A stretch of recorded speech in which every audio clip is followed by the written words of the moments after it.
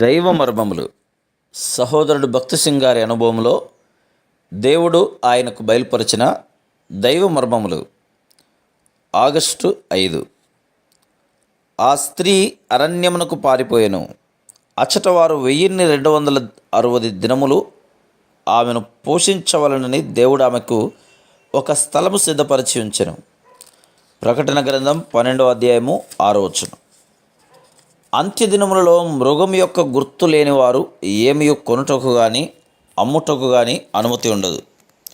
ఆ దినములలో దేవుడు తన ప్రజలను అరణ్యములో పోషించును.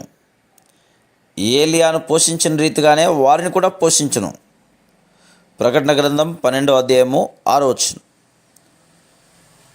ఏలియా బలిష్ఠుడుగానే ఉండెను, ఏలైనగా అతడు దేవుడిచ్చిన ఆహారమును భుజించెను. కనుక చివరి దినములలో దేవుడిచ్చు ఆహారమును తినువారు పుష్టిగాను ఆరోగ్యముగాను ఉందురు. ఒకవేళ దేవుడు వారిని దుంపలు అనగా వేర్ల ద్వారా పోషించవచ్చును, లేదా వారి ఆహారము ఆకులే కావచ్చును. అది ఏమైనను దేవుడిచ్చు ఆహారం కనుక వారు తృప్తి చెంది బలముగా నుందురు. వారు శత్రువుల ఎదుట మోకరించరు, అబద్ధములు చెప్పనొల్లరు. వారిని ఎంత బలవంతపరిచినను తప్పుడు విధానములను ఆచరించరు. నీవును జయించు అడవుగా ఉండగోరినచో సాతాను ఇచ్చు ఏ లాభమును మేలును ఆపేక్షించకము.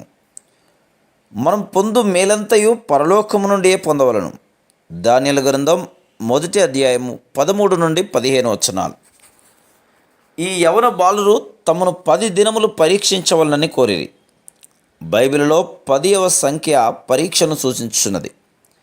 10 దినముల పిమ్మట దానియేలు అతని స్నేహితుల యొక్క ముఖములు తక్కిన వారికన్నా ప్రకాశముగాను అందముగాను పుష్టిగాను కనిపించను. ఒకవేళ నీవు నీ ఇంటి వారి కొరకై పాలు మాంసము కొనలేకపోయిన దుఃఖముకుడవుగా తిరగొద్దు.